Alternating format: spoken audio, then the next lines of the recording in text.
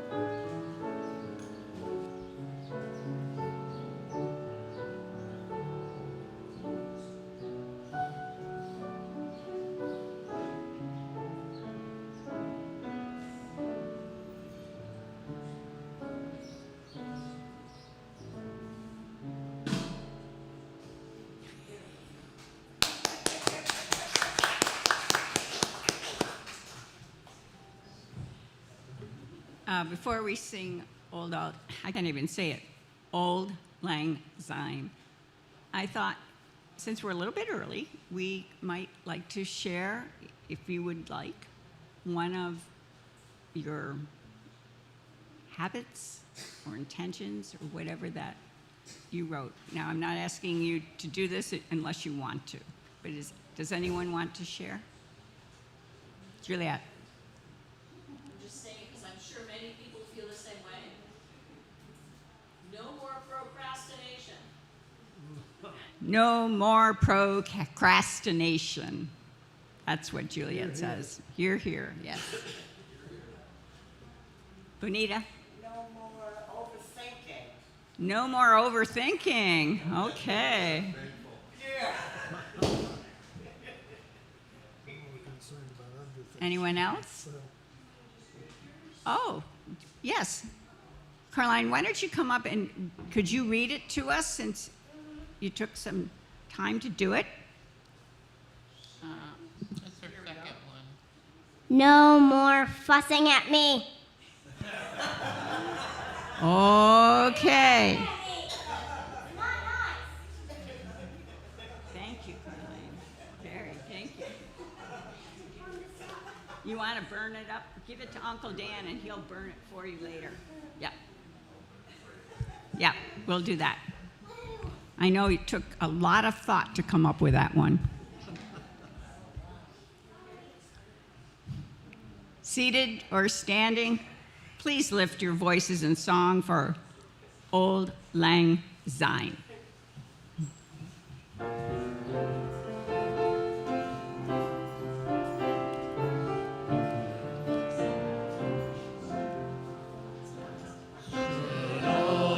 Acquaintance be forgot, and never brought to mind. Should old acquaintance be forgot, and old lang syne. Poor old lang syne, my dear, poor old lang syne. We'll take a cup of kindness for old lang syne, and surely while you're mine, and surely I'll buy mine, and take a cup of kindness yet for old lang syne. Poor old lang syne, my dear, poor old lang syne. We'll take a cup of kindness yet for old lang syne. We two have run above the hills and picked the daisies fine, but we've wandered many footsteps old lang syne. Poor old lang syne, my dear, poor old lang syne. We'll take a cup of kindness yet for old lang syne. We two have paddled in the stream from morning sun till night. The seas between us broad have roared since old lang syne. Poor old lang syne, my dear, poor old lang syne.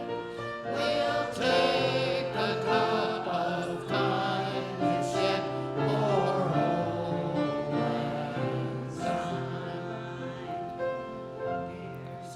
And my trusty friend, and give me a hand of thine, and take a right good will draught for old lang syne.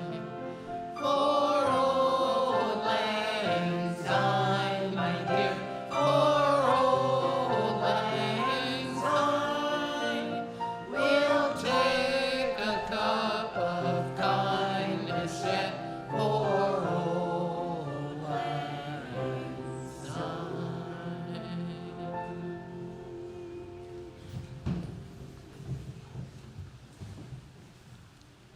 Juliet, I'm going to call you up again for the chalice extinguishing.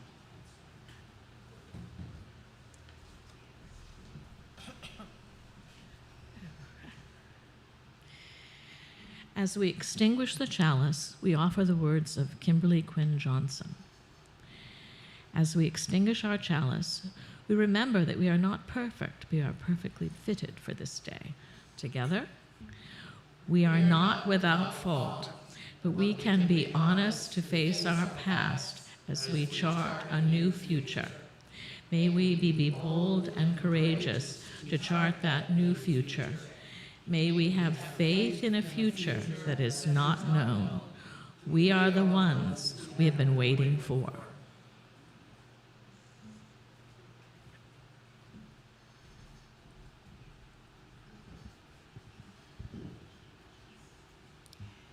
As we end our time together in spiritual community, may we depart this sacred place, knowing that blessings shall follow us all the days of our lives.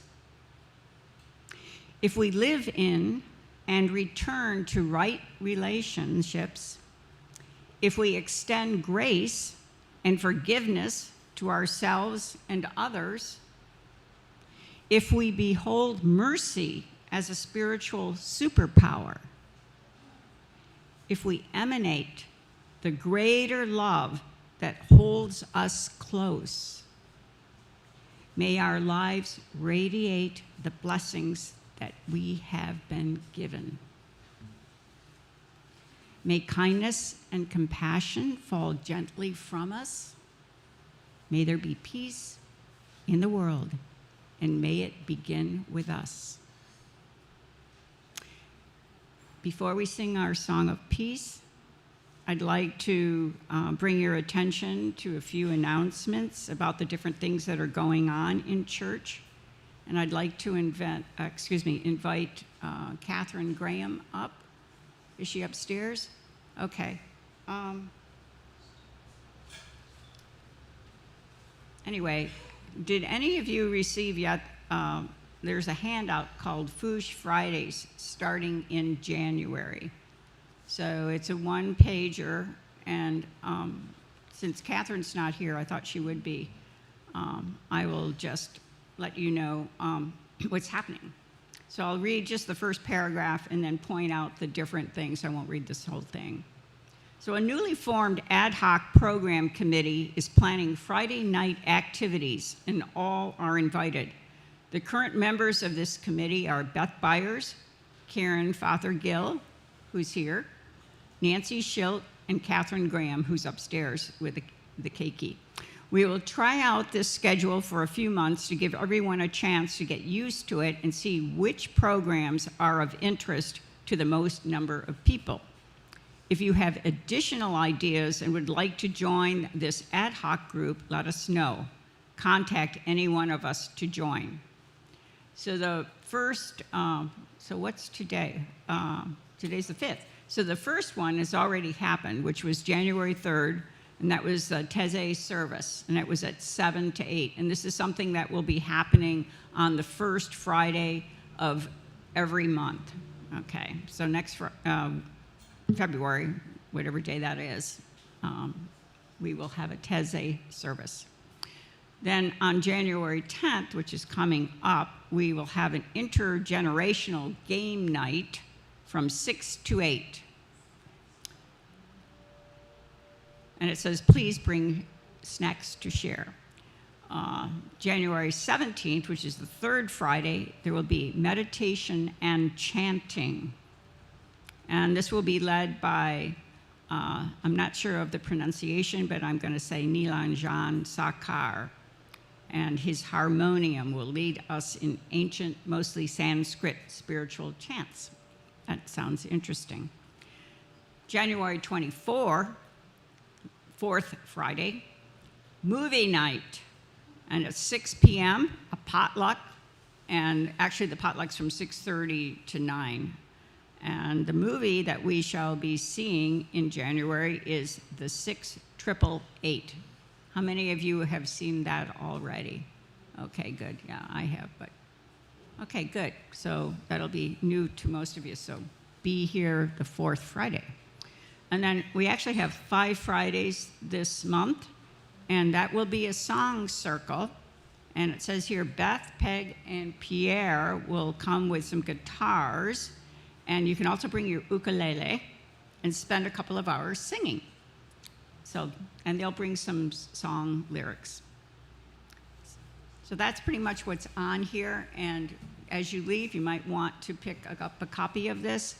And I'm also sure that it will be in the newsletter. It was supposed to have been in last newsletter, but because of the holidays, things got put off. So the only other news that I have is that Tuesday, January 7, starting from 9 a.m. to 2:30 p.m., our regular office hours with Reverend Dr. Greg will resume. So, as we sing our song of peace, please remember to ask before taking someone's hand. And seated or standing, let's lift our voices for Song of Peace, Dona Nobis, Pa Chem.